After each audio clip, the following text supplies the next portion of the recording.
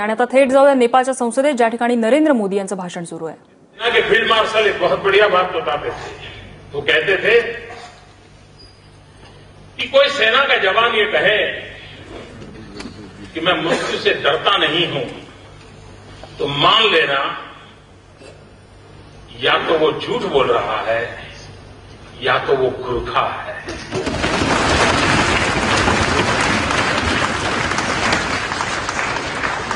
अगर गुरखा कहता है कि मैं मौत से नहीं डरता हूं, मतलब सच्चाई है. ये बात फील्ड मार्शल मानेकशॉ ने कही. ऐसी ये वीरों की भूमि है, सांस्कृतिक धारा है. और आज मैं कह सकता हूं, नेपाल के नागरिकों की नहीं, लोकतंत्र में विश्वास रखने वाले पूरे विश्व का ध्यान नेपाल की तरफ केंद्रित हुआ है. और नेपाल की तरफ केंद्रित हुआ है मतलब इस सभागृह में बैठे हुए आप सब पर केंद्रित हुआ है. लोकतंत्र में विश्वास करने वाला पूरा विश्व आज आपकी तरफ देख रहा है, बड़ी आशा भरी नजरों से देख रहा है.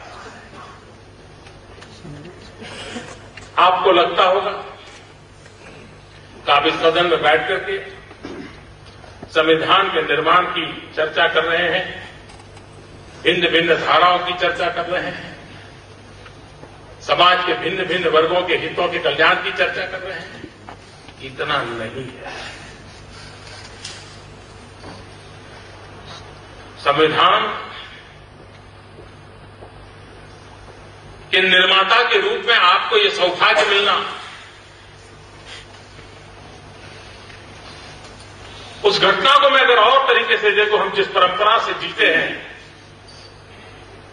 कभी कुछ ऋषि मन ने वेद निर्माण किए, किसी ने उपनिषदें निर्माण की, किसी युग में संहिताओं का निर्माण हुआ, और जिसके प्रकाश में हजारों साल से हम अपना जीवन निर्वाह और आयोजन करते रहते हैं. उसी कड़ी में आधुनिक जीवन में राष्ट्र का संविधान भी एक नई संहिता के रूप में जन्म लेता है.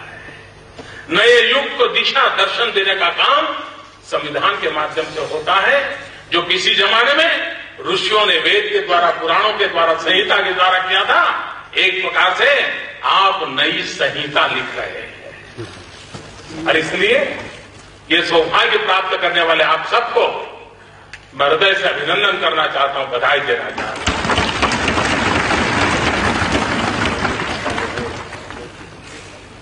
लेकिन संविधान निर्माण की एक पूर्व शर्त होती है. संविधान के निर्माण के लिए ऋषि मन होना जरूरी होता है.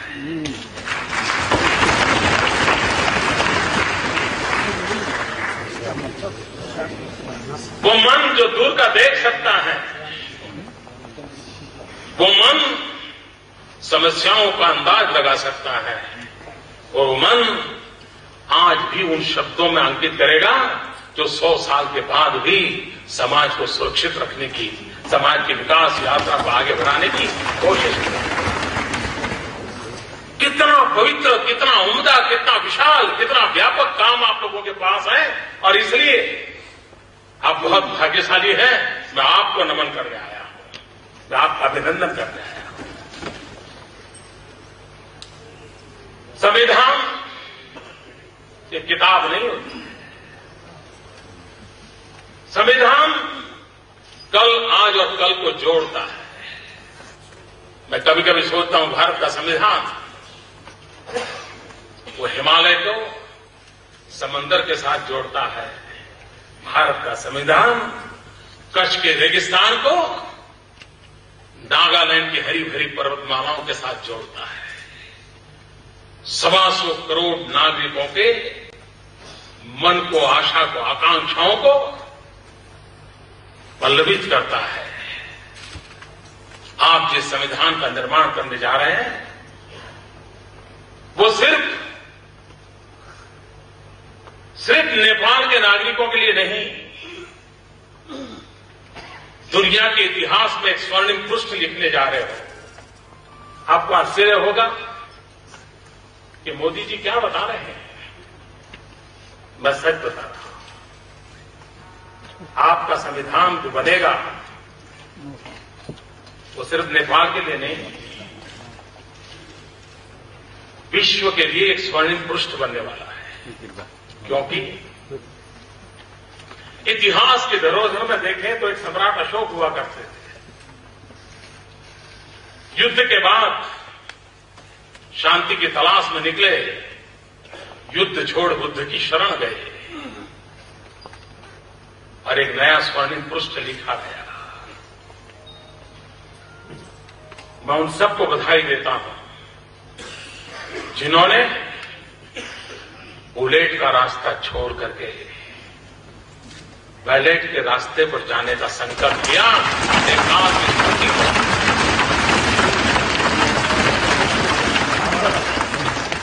मैं उन सबका अभिनंदन करता हूं जो युद्ध से बुद्ध की ओर प्रयाण किया है और इस सदन में आपकी मौजूदगी युद्ध से बुद्ध की तरफ की आपकी यात्रा का अनुमोदन करती है और इसलिए मैं आपको बधाई देने आया। आप जब संविधान का निर्माण करेंगे, वो संविधान, और मुझे विश्वास है कि पीस प्रोसेस के गर्भ से एक ऐसा उम्दा संविधान जन्म लेने वाला है जो कोटि कोटि जनों की आशा आकांक्षाओं की पूर्ति करने वाला है। लेकिन इससे भी आगे आज दुनिया के हर भूभाग में छोटे मोटे कई गुट ऐसे पैदा हुए हैं जिनका हिंसा में ही विश्वास है। शस्त्र के माध्यम से ही सुख प्राप्त करने का उनको मार्ग लगता है। विश्व के सामने नेपाल वो देश बनेगा जब संविधान लेकर के आएगा, वो दुनिया को विश्वास दिलाएगा कि शस्त्रों को छोड़ करके शास्त्र के काम आप करते।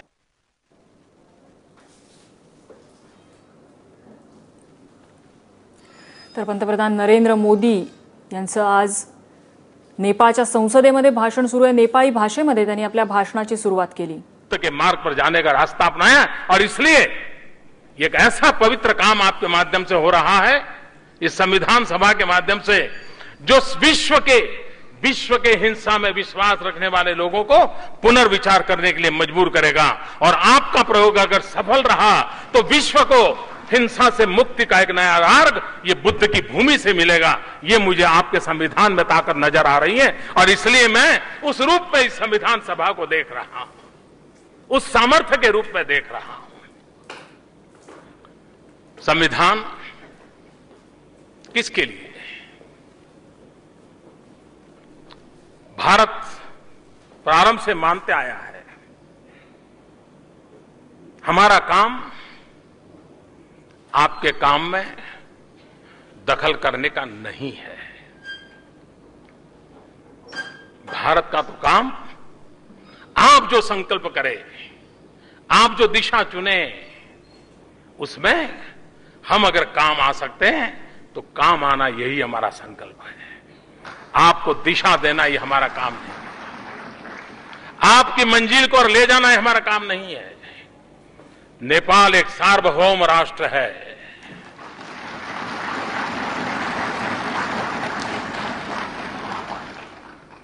हमारी इच्छा इतनी है कि नेपाल ये सार्वभौम राष्ट्र हिमालय जितनी ऊंचाइयों को प्राप्त करे और पूरा विश्व नेपाल को देख करके गौरवान्वित हो, ऐसा नेपाल देखने की हमारी इच्छा है।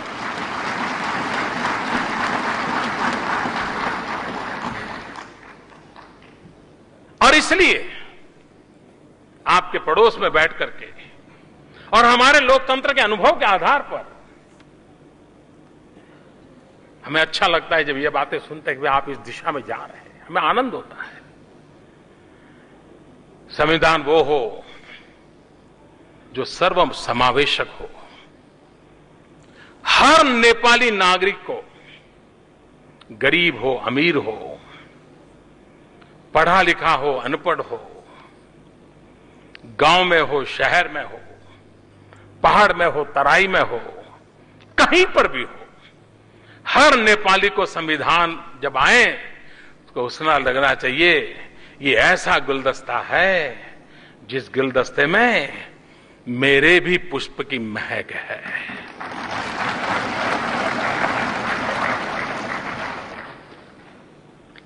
और संविधान निर्माता ऐसा गुलदस्ता बनाएंगे कि जिसके कारण हर नेपाली को लगेगा हां ऐसा बढ़िया गुलदस्ता आया है, मेरा फूल भी महक मुझे उसमें महसूस हो रही है, वो काम आप करने जा रहे हैं।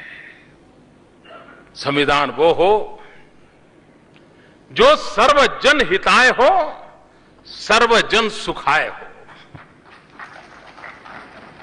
किसी एक का भला करने के लिए नहीं।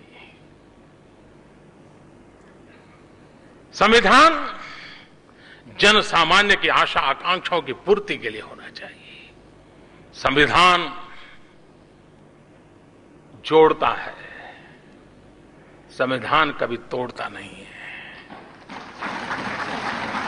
संविधान विवादों को संवाद की ओर ले जाने का एक सबल माध्यम होता है और इसलिए चाहे पहाड़ हो, तराई हो, संविधान जोड़ने का काम करे और अधिक ताकत पैदा करने का काम करे। उस दिशा में आप सिद्धि प्राप्त करेंगे, ये मेरा पूरा विश्वास है। संविधान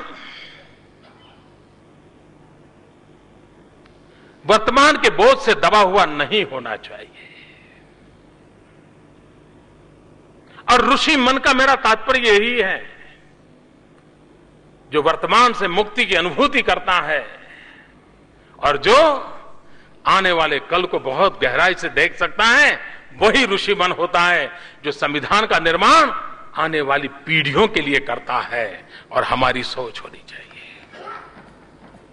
संविधान में हजारों चीजें अच्छी होगी, लेकिन एक कॉमा, एक फुल स्टॉप कहीं पर भी ऐसा आ गया जो आज तो पता नहीं रहे, कॉमा है, फुल स्टॉप है, पता नहीं, लिख दिया, लेकिन कहीं 50 साल के बाद, 100 साल के बाद कॉमा और फुल स्टॉप के रूप में आया हुआ कोई एकाध चीज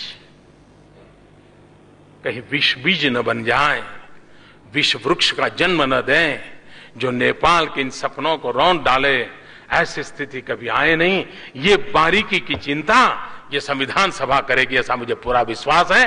और मैं मानता हूं आपने जो काम शुरू किया है वो अपने आप पे गौरव करने वाला काम है। शस्त्र को छोड़ करके शास्त्र का स्वीकार करना, यही तो बुद्ध की भूमि की से निकलने का आवाज है, वही तो संदेश है। और उस अर्थ में भारत चाहेगा, और जो आप लोगों ने तय किया है, जो मैंने सुना है, और मैं मानता हूं कि बहुत ही उत्तम काम, संघीय लोकतांत्रिक गणतंत्र,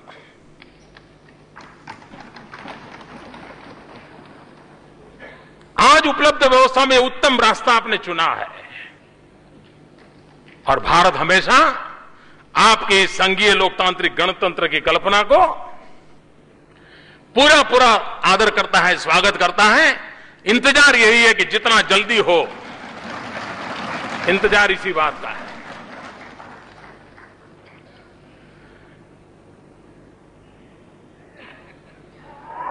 नेपाल और भारत के रिश्ते ऐसे हैं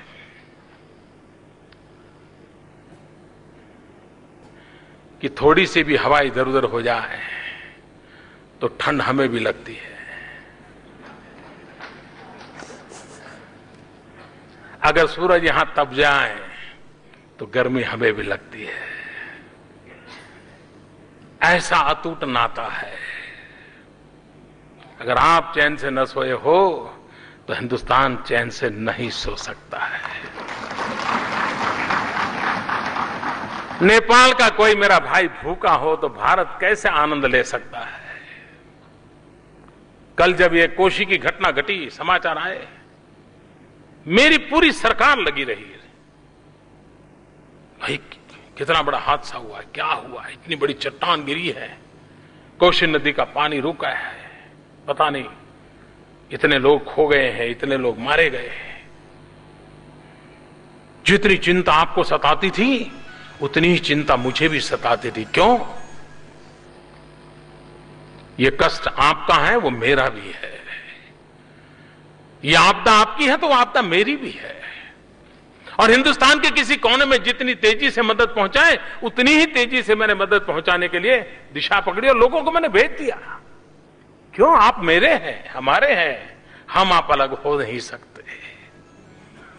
और इसलिए आपके विकास के अंदर भारत आपकी जितनी आशा आकांक्षा है उसकी पूर्ति करने के लिए प्रतिबद्ध है।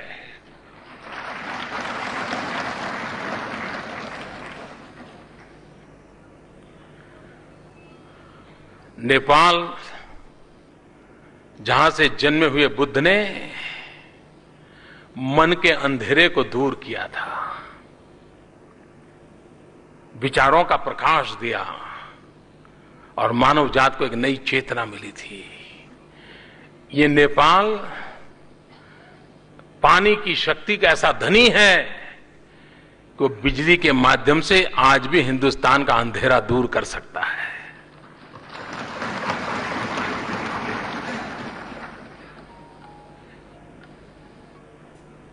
और हम बिजली मुफ्त में नहीं चाहते, हम खरीदना चाहते हैं।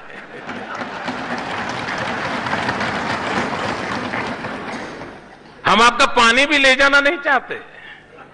आपका पानी, और वैसे तो एक बात मैं नहीं जानता हूं नेपाल में ये बात किस रूप में देखा जाएगा।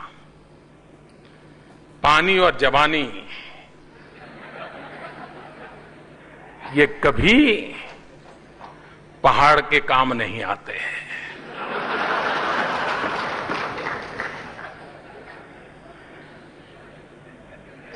पानी पहाड़ में रहता नहीं, चला जाता है।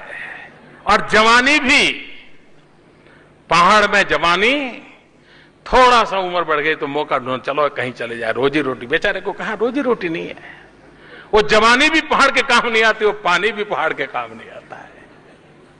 लेकिन किसी युग में कहा गया होगा हमें इस बात को बदलना है। वो पानी पहाड़ के काम कैसे आए, वो जवानी पहाड़ को कैसे नए रौनक दें, वो नई दिशा बदलना हम चाहते हैं। और इसलिए विकास यही एक उसके लिए मार्ग है। भारत युवा देश है, नेपाल भी युवा देश है। यहां कितने नौजवानों की तादाद है। अगर उन नौजवानों के हाथ में अवसर दिया जाए, नेपाल की कल क्या, नेपाल की आज बदलने का सामर्थ्य इस नौजवानों में है। वो अवसर कैसे मिलेगा? हम प्राकृतिक संसाधनों का समुचित उपयोग करके विकास की एक दिशा तय नहीं करेंगे तो कैसे होगा? भारत इसके लिए आपके साथ कंधे से कंधा मिलाकर के चलना चाहता है। निर्णय आप कीजिए, आप अपने नेतृत्व का परिचय दीजिए और अकेले हिंदुस्तान को बिजली बेचकर भी नेपाल समृद्ध देशों में अपनी जगह बना सकता है। इतनी ताकत आपके पास है।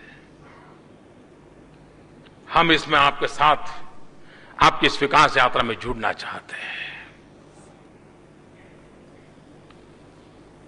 यहां पर ट्रकों के द्वारा ऑयल आता है, युग बदल चुका है। पाइपलाइन से क्यों ना आए, हम उस काम को पूरा करेंगे।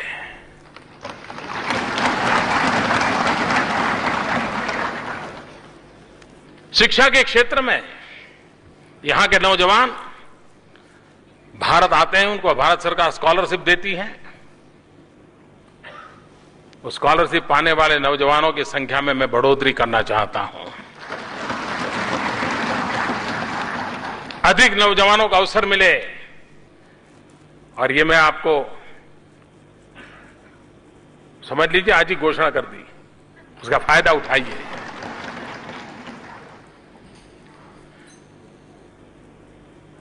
जब लक्ष्मण जी मूर्छित हो गए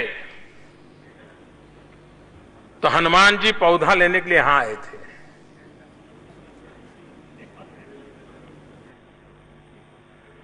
आज पूरे विश्व में होलिस्टिक हेल्थ केयर की चर्चा चल रही है। हिमालय जड़ी बूटियों के हिमालय के गर्भ में पड़ी है। अगर उन जड़ी बूटियों को हम हर्बल मेडिसिन को बढ़ावा दें, क्यों न नेपाल दुनिया में सबसे बड़ा हर्बल मेडिसिन का एक्सपोर्टर क्यों न बने? क्या क्या नहीं है आपके पास? मैं आपके साथ कंधे से कंधा मिलाकर के काम करने के लिए तैयार हूं। भारत जो मदद हो सके करना चाहिए, क्योंकि आने वाले दिन में विकास को कैसे किस दिशा में ले जाना आपके पास ये पड़ा है। मैं नया नहीं कहता हूं। टूरिज्म 125 करोड़ देशवासी आपके पड़ोस में ऐसे हैं जो कभी न कभी पशुपतिनाथ आकर के अपना सर झुकाना चाहते हैं, भगवान बुद्ध के पास आकर के शांति का संदेश लेना चाहते हैं। क्यों न नेपाल का टूरिज्म उस रूप में विकसित हो ताकि भारत से बहुत बड़ी मात्रा में टूरिस्ट नेपाल को मिले। और टूरिज्म एक ऐसा क्षेत्र है, कम से कम पूंजी से ज्यादा रोजगार देने वाला कोई क्षेत्र है तो टूरिज्म है। टूरिस्ट आता है तो चना बेचने वाला भी कमाता है, मूंगफली बेचने वाला भी कमाता है, ऑटो रिक्शा वाला भी कमाता है, टैक्सी वाला भी कमाता है, चाय बेचने वाला भी कमाता है। और जब चाय बेचने वाले की बात आती है तो मुझे जरा आनंद होता है।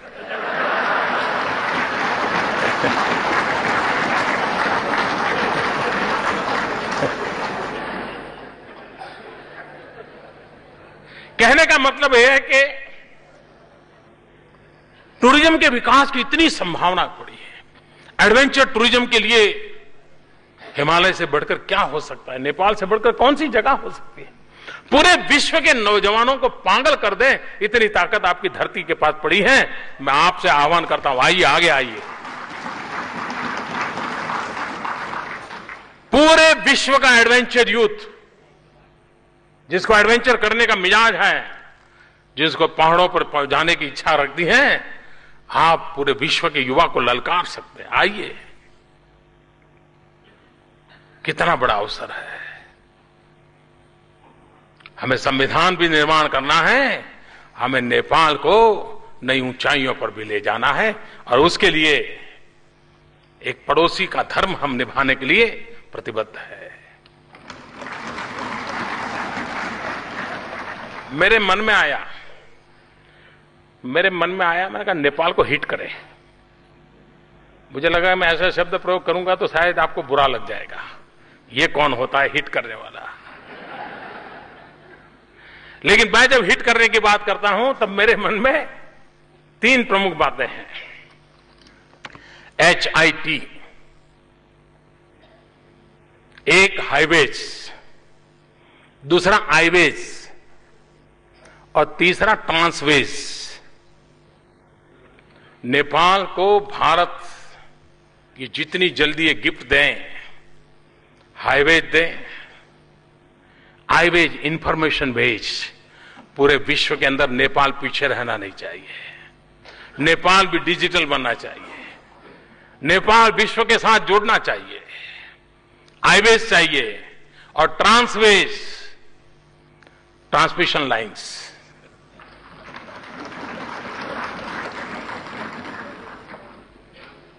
आज बिजली जितनी हम दे रहे हैं नेपाल को, उसको डबल करने का मेरा इरादा है, और उसके लिए जितना जल्दी ट्रांसमिशन लाइन लगाएंगे, अभी हम नेपाल का अंधेरा दूर करेंगे और दशक के बाद अंधेरा हिंदुस्तान का नेपाल दूर करेगा। ये हमारा नाता है।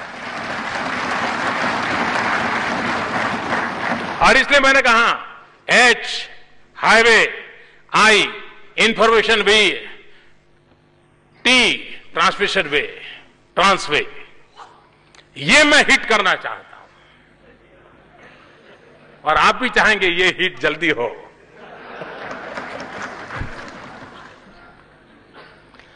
मुझे विश्वास है कि हम अब, हमें लगता है जितना जल्दी नेपाल को हमारे पास बुला सके हम बुलाना चाहते हैं। अब इसको खिसक कर तो ले जाने वाला विज्ञान तो भी आया नहीं है। लेकिन अगर महाकाली नदी पर ब्रिज बन जाए तो मेरे और आपके बीच की दूरी बहुत खत्म हो जाएगी। आप एकदम हमारे पास आ जाएंगे। आज हमें घूम घाम करके पहुंचना पड़ता है, महाकाली नदी पर ब्रिज बन गया तो हमारी दूरियां कम हो जाएगी। और हम इस बात पर बल देकर के आगे बढ़ना चाहते हैं। उसी प्रकार से सीमा हमारे लिए, बॉर्डर जो है वो बैरियर नहीं हो सकती, बॉर्डर ब्रिज बनना चाहिए। और हम चाहते हैं भारत और नेपाल की सीमा इस प्रकार से वाइब्रेंट हो, अच्छेपन की लेन देन होती रहे, ताकि आपका भी विकास हो, भारत के भी आपके साथ जुड़े हुए छोटे छोटे जो राज्य हैं उनको भी विकास का भी अवसर मिले। एक योजना आज मैं प्रधानमंत्री जी से बता रहा था। मैंने कहा कि हिमालयन पर रिसर्च होना बहुत जरूरी है। इतनी बड़ी प्राकृतिक संपदा है, भारत ने उस पर एक काम शुरू किया है। हमने हमारे इस बजट में भी उसकी घोषणा की है। नेपाल भी उसमें आगे बढ़े और हम मिलकर के हिमालय की शक्ति मानव जात के लिए कैसे काम आ सकती है, उसके वेज एंड मीन्स क्या हो, उसके सामर्थ्य को हम पहचाने, विज्ञान की उन नई परतों को हम खोले और मानव जात के कल्याण की दिशा में हम जरूर काम करें। उसी प्रकार से हम प्रयास करना चाहते हैं। कभी कभी मैं हैरान हो जाता हूं,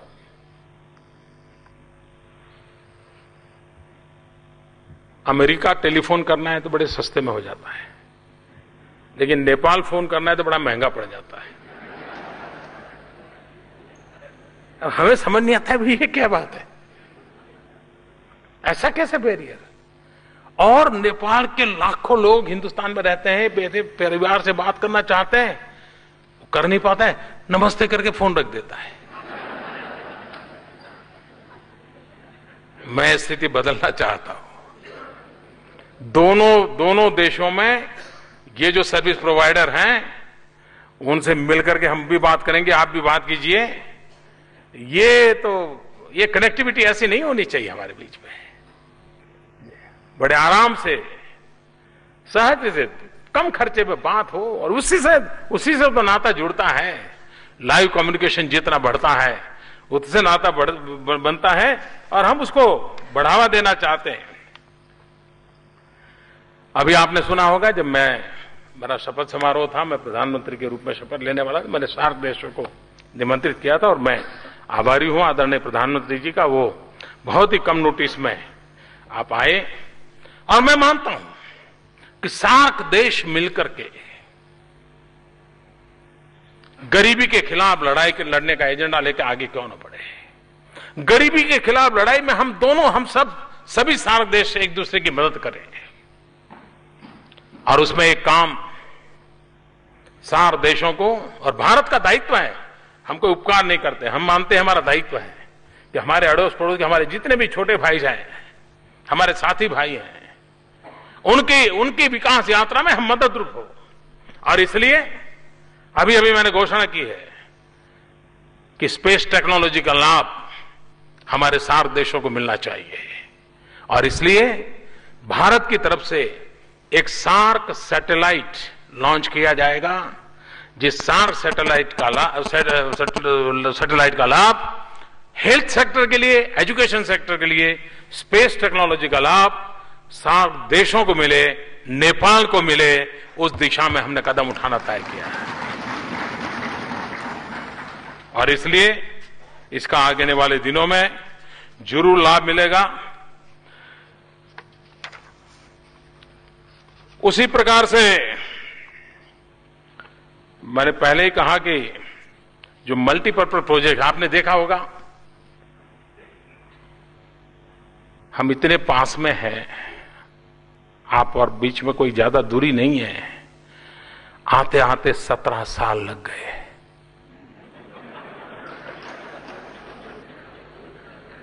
यह अखरता है। मैं आपको वादा करता हूं अब ऐसा नहीं होगा।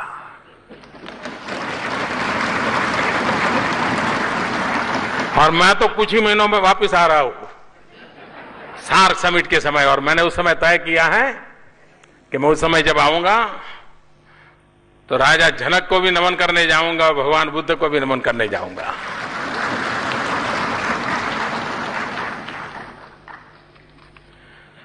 यह खुशी की बात है कि पंचेश्वर प्रोजेक्ट बहुत पहले तय हुआ, कितने रुपये की लागत बढ़ गई, लेकिन अब अथॉरिटी का निर्माण दोनों देशों में हुआ है। मैं मानता हूं 1 साल के भीतर भीतर 5,600 मेगावाट का ये प्रोजेक्ट काम आरंभ हो जाए। आप कल्पना कर सकते हैं नेपाल की कितनी बड़ी सेवा होगी।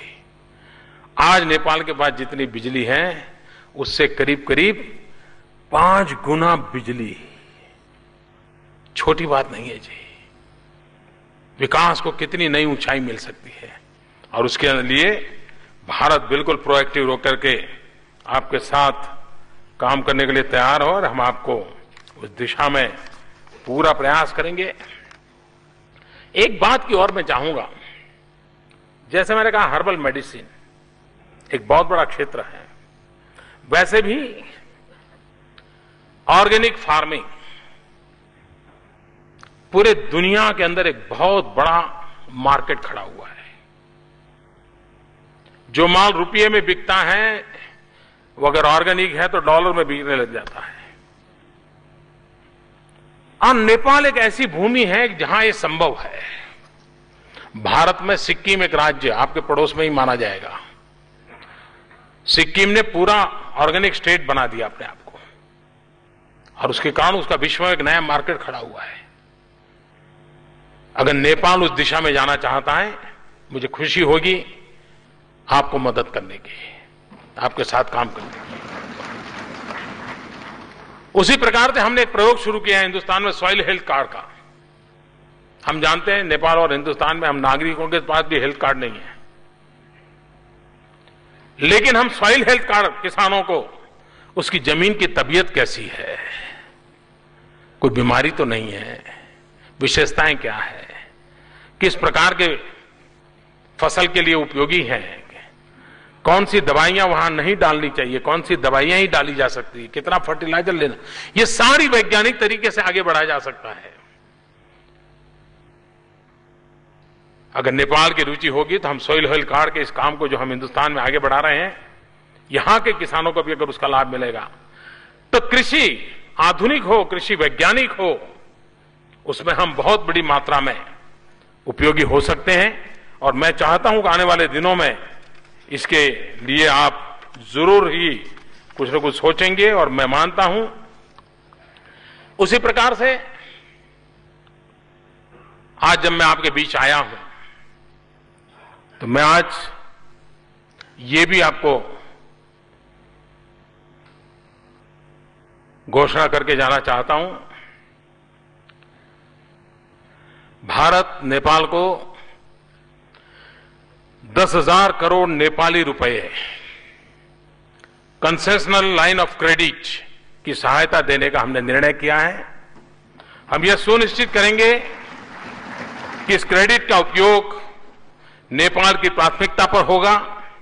आप इसे हाइड्रो पावर, इंफ्रास्ट्रक्चर, इन सारे क्षेत्रों में लगाएं तो ये करीब $1 बिलियन जैसे अमाउंट में आज, और पहले इसका जो दिया हुआ है ये इससे अलग है, उसके साथ इसको जोड़ना जरूर, वो अलग है, वो दे दिया, ये नया है।